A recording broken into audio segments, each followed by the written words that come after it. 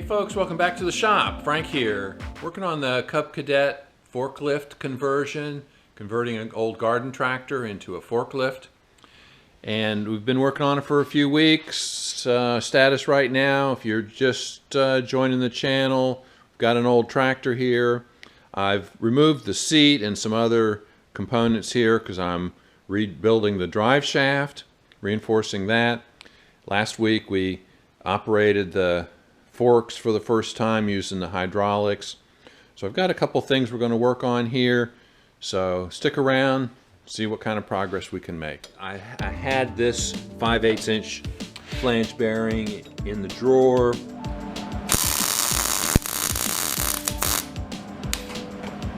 It's metric. This is the metric one.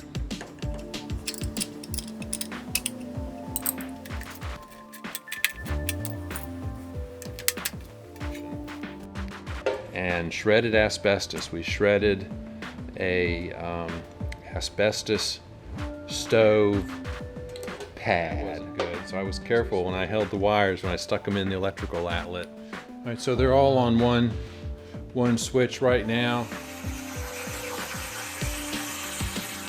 All right, so that's pretty close. I think it's basically fits perfectly right now.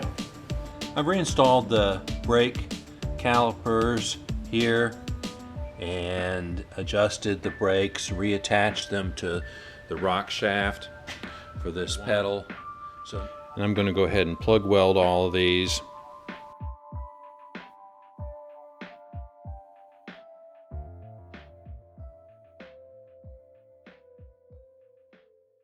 One of the things I've been working on this week, and I'm still waiting for some parts for this, is to replace I'm replacing the drive shaft. I mentioned at the end of the last video that I was going to upgrade the drive shaft, and several people commented early on that the drive shaft had some vibration, and it did. And as I indicated back then, that when the time came I would go ahead and upgrade it. So here's what I've done. I've got a new drive shaft. This is 4140. So it's better material than the original drive shaft. I've got a flange bearing here, a frame that's been welded into the tractor frame. Right now it's just tacked, but we'll weld it off here when we're sure. And it's designed so that I can pull the bearing support plate off of the frame plate, and it gives me space to remove the drive shaft. The drive shaft runs from the engine up here to the hydrostatic transmission back here. So I've got a couple parts I'm waiting for. I'm waiting for some more of these flex discs, and in addition to the flex discs, I've now got the drive shaft engaged in the coupler and also engaged into a coupler at the engine here. So I'm waiting for a couple more of the flex discs to finish the install. And I had this 5/8 inch flange bearing in the drawer, but it's not, as far as I can tell, it's not a self-aligning bearing. So I've ordered a self-aligning bearing from McMaster. So I should get that in another day or so. So flex discs and another bearing, flange bearing, to replace the one I've got on here just for test purposes, and be able to assemble the drive shaft and then weld off securely this support frame for the bearing. So once this is done, there's no question this shaft will run true and be reliable, vibration free. So that's one thing I'm working on. The other thing is the lights. So I'm going to do that now. I'm going to mount headlights on either side of this plate, and I've got replacement lights for these tail lights. Since this is no longer the rear of the tractor, I thought it'd be appropriate to change the lights out to something that you might have on the front of a vehicle. I just finished installing new headlights. These are actually red LED lamps. Actually, they're red and white. They have two terminals, so you can run them red or white. So I've only got them wired up right now as red. On the red terminal, there is a white terminal as well. So I will eventually run a second circuit here so that I can energize the white lights, and I'll have it switched at the dash.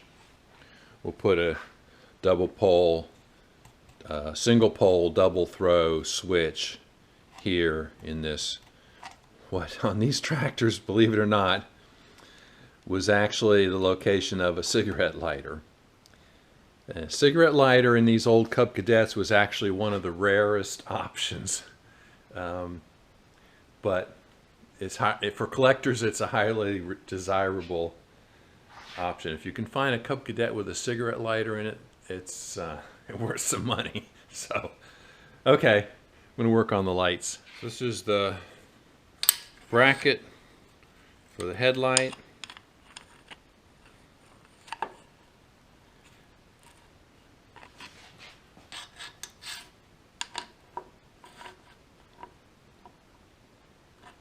I guess it would be best to mount it as high as possible, right?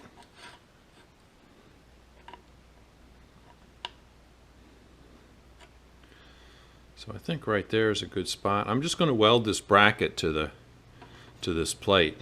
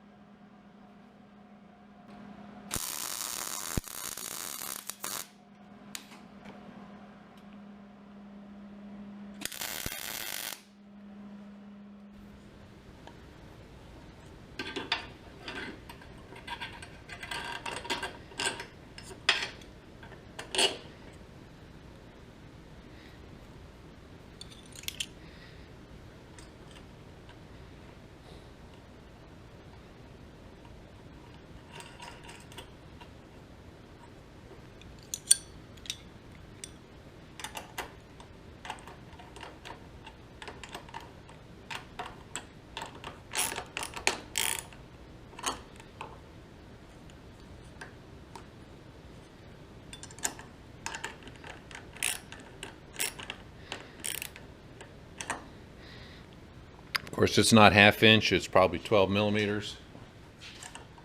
Exactly 12 millimeters.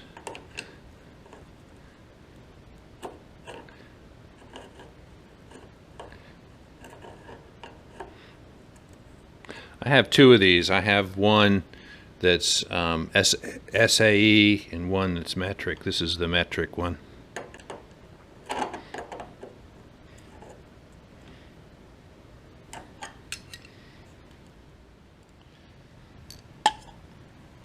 I just plug welded. There's a bolt hole in the middle of these brackets. I just plug welded it. So.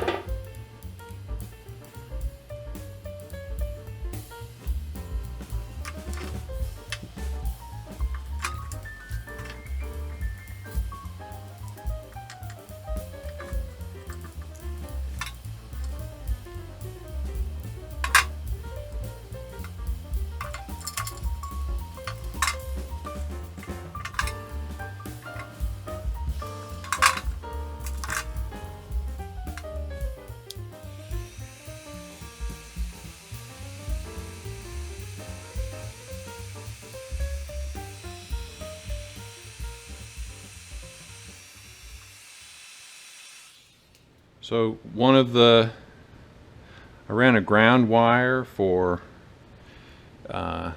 these lights. This is attached to the bolt that holds the light on. So I'm going to splice into this one as well.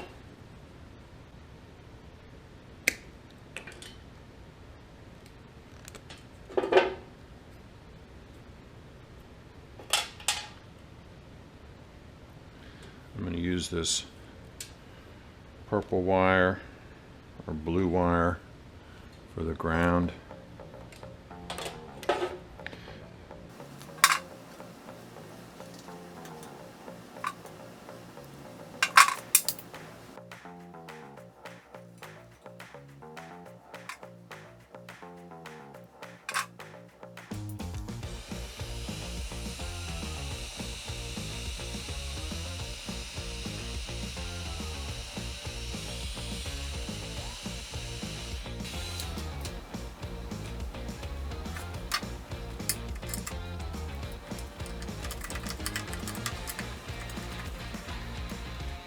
Alright, so this will be the ground connection.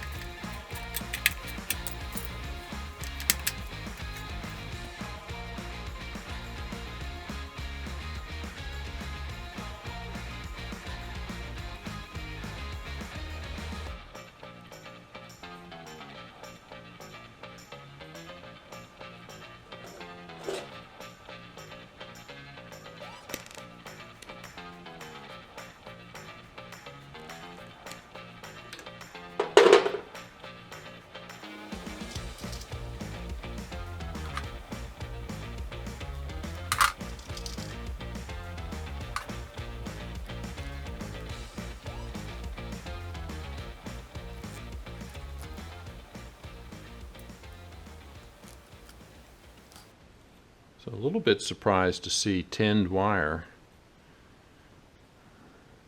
All right, so on the circuit I'm going to do orange for the hot lead or positive and the blue for negative. I'm going to do that for all the lights back here.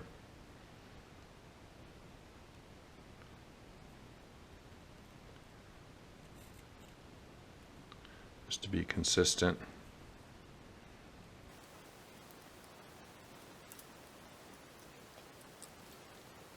It's not unusual for orange to be used as a positive lead. I think the dash on my boat and most of the at the circuit breakers and at the dash, most of the positive 12 volts is orange. They've actually made some standards for boats, wiring on boats, to avoid confusion with 110 volt circuits, black, which are normally black and white and green for a regular 120, and black and red and green for 220 or 240 volt. So, and on 12 volt systems, red and black were the convention for years, and that caused confusion on boats because you got red and black. You don't know whether it's 110 or 12 volt by looking at it. So the industry standard became yellow for ground, 12 volt systems, yellow ground, and red positive, or on main circuits, of course, branch circuits and stuff, and panels often wired in different colors, but orange seems to be a pretty common color for positive 12 volts. At least on my boat it is.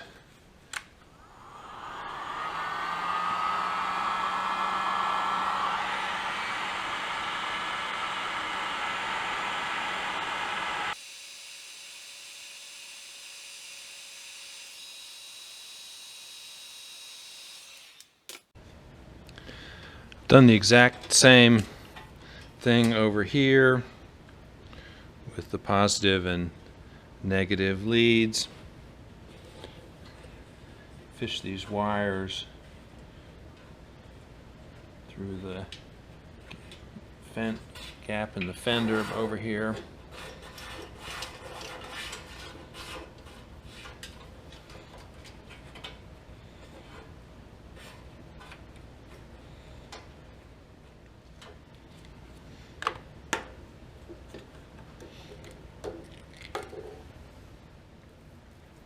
So I'll tell you a story about when I was a kid.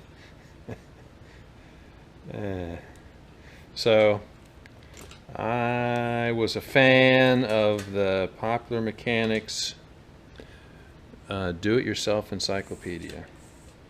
We had a set at home. I'm sure my dad bought it at some point. My dad was kind of a do-it-yourselfer. He, you know, painted the house and made my mom a sewing cabinet and, you know, a few other things. So he was pretty handy. He did a lot of stuff himself. But in any case, we had the Popular Mechanics Encyclopedia and it had all kinds of projects in it. I can remember building an arc furnace using a iron as a resistor and running household current through the iron to a pair of carbon arc electrodes that were, the furnace itself was a clay flower pot that was lined with asbestos, a solution of water glass or sodium silicate solution, and shredded asbestos. We shredded a asbestos stove pad. I guess we swiped it from my mom, or my mom gave it to us. We shredded the asbestos in it, mixed it with the sodium silicate solution to make like a mortar. Hopefully that kept the fibers from out of our lungs. Of course, you didn't know any better. That would have been in like 1965 or 7 or something like that. Anyway, we lined the flower pot, clay flower pot, with that, left some holes, cast a lid out of the same material, so had a cavity in the middle of the flower pot, that little tumbler. We used a little tumbler to make a cavity and pulled the tumbler out before the asbestos compound dried, and using a couple of carbon arc torches. I don't know where I got those. I lived in a fairly good size, a suburb of a very large city, and so there was stuff all around us, so I'm sure I found some kind of a welding shop and bought the electrodes. Anyway, you'd push the electrodes together and pull them apart. Now I guess we had welding glasses too, and made a carbon arc inside this little cavity in a flower pot. And I mean, the cavity was maybe 2 inches in diameter and maybe 3 inches deep or something. We had a little chemistry set crucible, tried to melt copper. It never, either we didn't wait long enough or it wasn't hot enough, but it was quite a project. I was always making stuff. But speaking of the wiring, I had this big horseshoe magnet. I mean, it was a big horseshoe magnet, and I took a bunch of wire and wrapped the coils all around it, all the way around it. I was going to try to make it stronger, and I took the two bare ends of the wire and stuck them in the electrical outlet.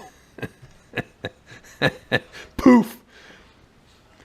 The next thing I hear is my father yelling, "Who turned out the lights?" He's in the basement at his workbench, and of course I blew the fuse.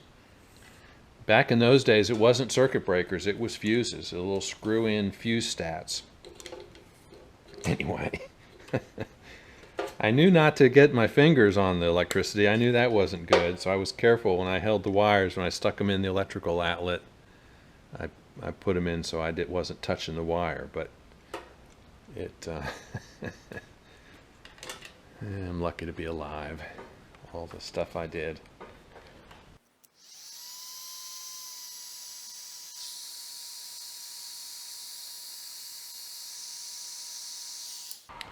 I have to say, I like this heat gun. I've had this for, I don't know, a long time. 10, 15 years, I don't know. Anyway, it's got a temperature dial on here where you can supposedly select the temperature. I don't know how accurate that is, but for me it's low to high. And then it has two settings, low and high on the switch, low and then high. It's very comfortable to use. It doesn't get hot. The exterior doesn't get too hot to handle. I think it's pretty well made. I mean, it's not industrial quality for Ryobi, probably Home Depot purchase. It's a nice heat gun. Temperature 200 to 1050 degrees. So heats up pretty quickly. Alright, I've got all the wiring done on these rear lights. Well, I've got the wiring done. I've got the initial leads attached to all of these lights. The wiring is by no means done. Alright, so all these leads I'll have to run the circuit. So there's a switch on the dash for the lights. And so I'm going to hook that up. I think I've got all of the lights working. See the two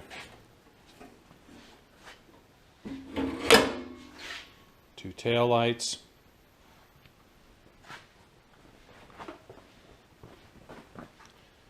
The side marker and headlight, the side marker and the headlight.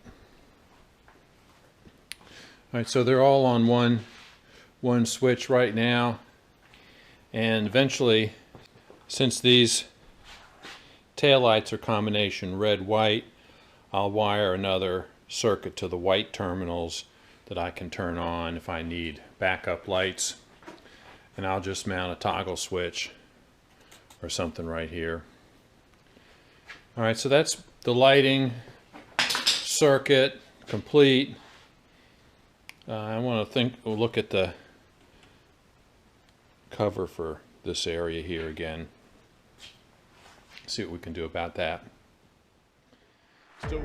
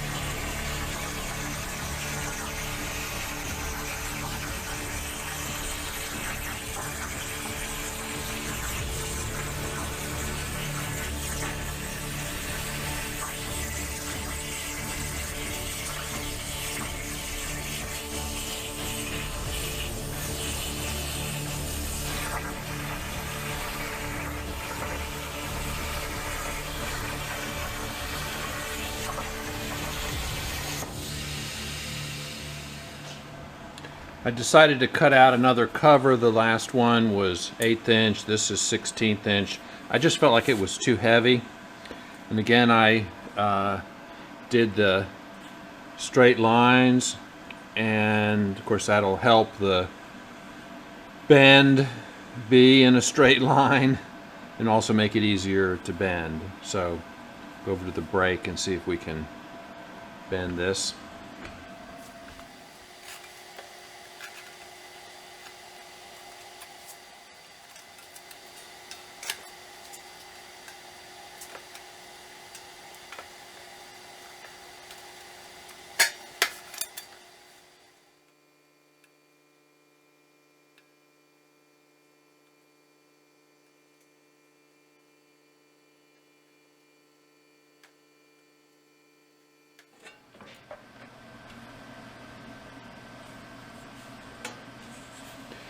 Alright, so that's pretty close.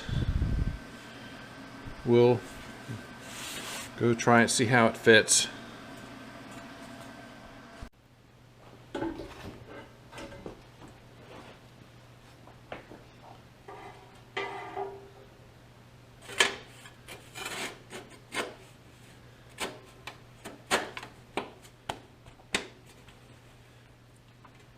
I put a little crease in it here to get it to fit better. I think it's basically fits perfectly right now. Put a couple screws in it. Alright, I'm just going to drill and put maybe self-tapping screw or something through here and on the other side to hold it in place.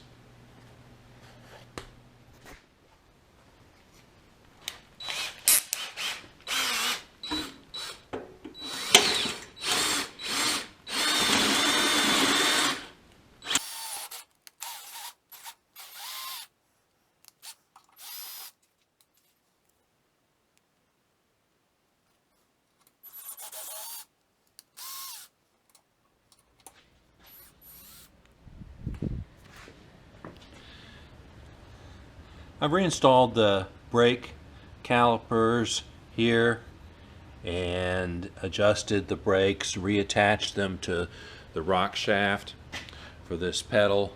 So the pedal now not only does neutral return, it actuates the brakes. So that's the way the Cub Cadets were originally set up. The same pedal. The first half of the travel, basically first portion of the travel, was neutral return, and then engage the brakes. So got brakes reinstalled. I'm going to go ahead and fasten the foot pads to the frame. That'll firm up the fenders a little bit because they're loose, because those bolts aren't in, so I'm going to do that. I'm going to probably come back and take this off later to paint.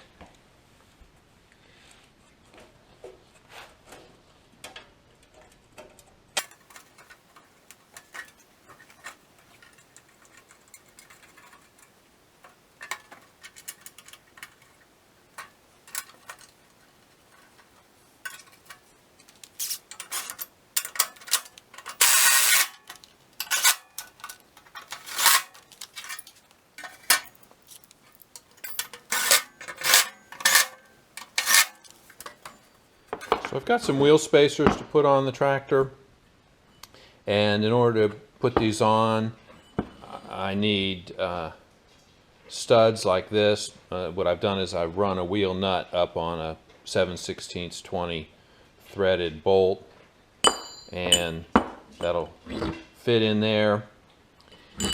I need the the taper, the angle here, the conical shape to fit with the bore of that spacer. And the reason I need something like this is because the hubs on these tractors only have holes, threaded holes, and there's not enough clearance behind this hub to get a bolt from the back side, because they're external brakes, they're disc brakes, and this rotor is fastened to the axle.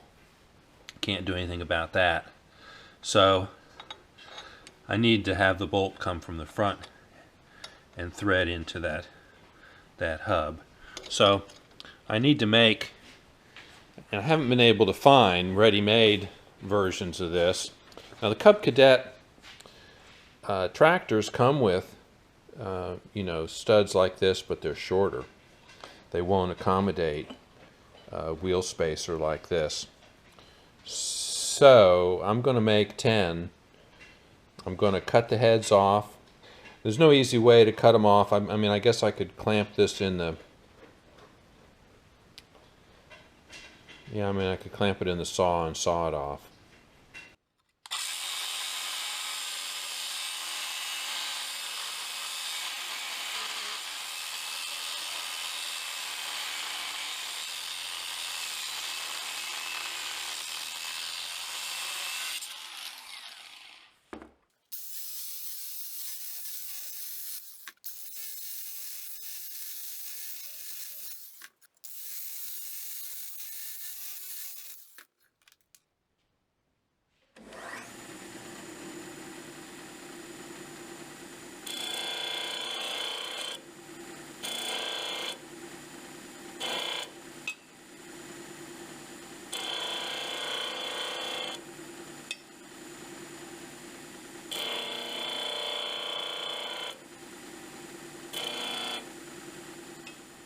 So it's a little tedious for me to get these unscrewed. What I've decided to do is turn them in here, and then I'll clean up this end on the grinder. So this gives me all of the bolts recessed, about 1/8 of an inch. I can, turn them to any distance I want. And I'm going to go ahead and plug weld all of these.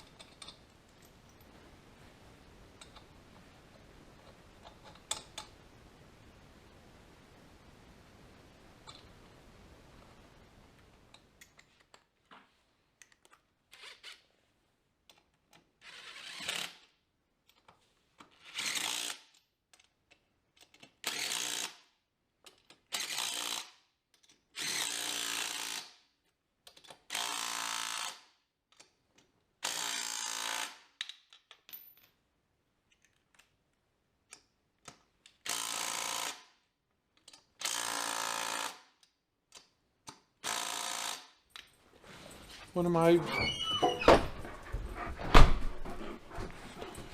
I guys doing here, huh? Did you just come inside? You been outside playing?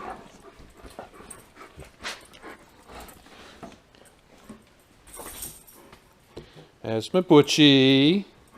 Where's my Brutus? There's my Brutus. There's my Brutus. Yeah. Good boys.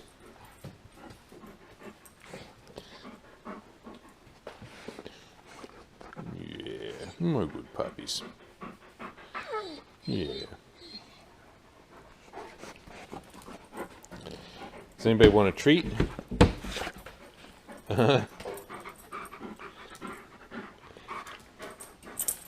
Anybody want a treat? Oops.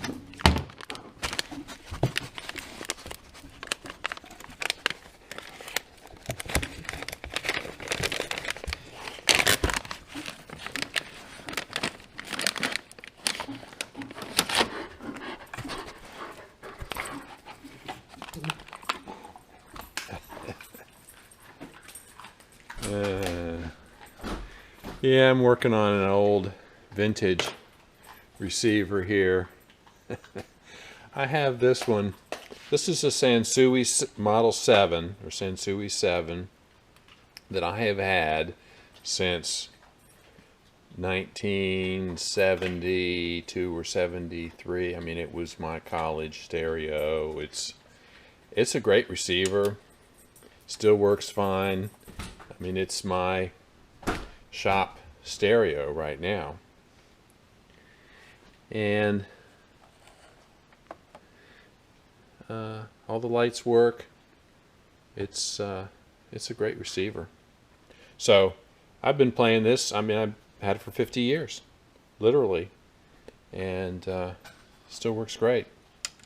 So it's a Sansui 7, which is 36 watts per channel, RMS into 8 ohms, 20 to 20,000 hertz. This I just got off of eBay. This is a Model 8, Sansui 8. And I got a good deal on it. It works fine. It's missing some, was missing some labels, but I have actually ordered a set, and I think they just came right here. And the only problem with it is the lights for, it doesn't have an antenna plugged in. The lights for the VU meters don't work, so they're burned out. So I ordered some new lamps. They haven't they haven't come yet, so I've got the thing open. I'm just waiting for the lamps to come and put them in. I did get new labels, so I'm going to play with that. This one is 50 or 60 watts, maybe 60 watts per channel. RMS into 8 ohms, 20 to 20,000 hertz. So, and it's the same size receiver. And they did make, and I don't want to get too much into this since this is not an audio channel, but this is the Model 8, Sansui 8. There was an 8 Deluxe, and the 8 Deluxe had additional features that my 7 has.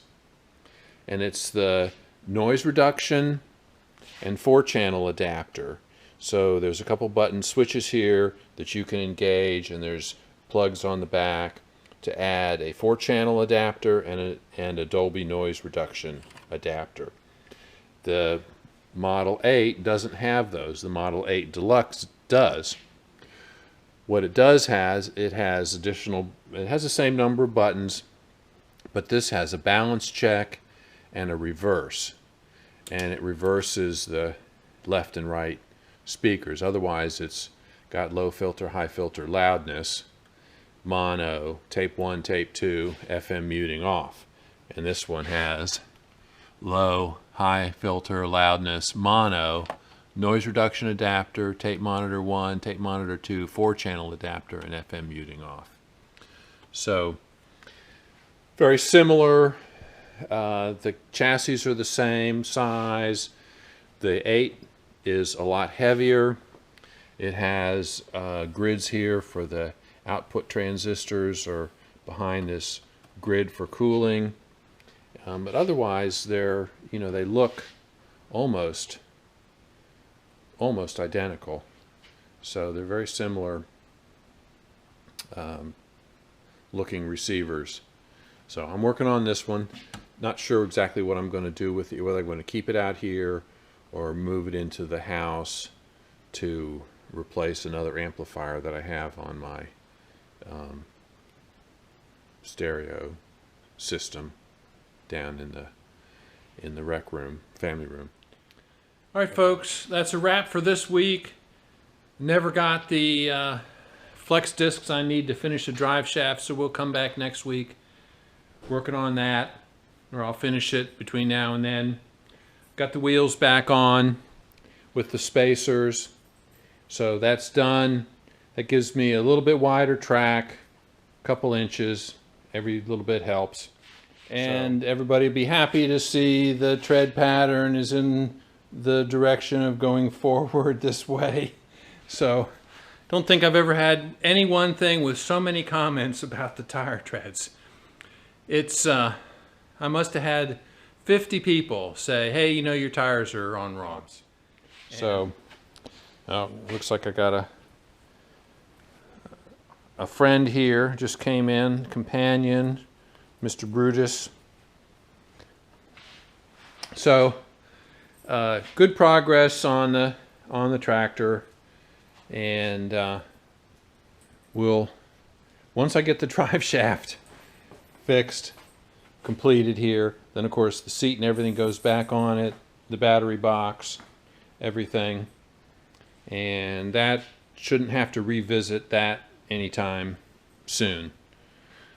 So we'll come back next week with the last couple of details, and I'm pretty sure we'll take it outside and lift something with it. This particular episode's been over 2 weeks in the making, and I just run out of time. I expected the delivery on the flex discs in time for this episode, but it just didn't happen. Come here, Brew. He just picked up one of my old welding gloves off the floor. This is something he has done before, and they literally eat them. I have found the tag from inside the cuff in their poop. So the dogs will literally eat those gloves. Now, you probably didn't need to hear that, but that's the truth about having big dogs. They eat everything. All right, thanks for watching. We'll see you guys next week.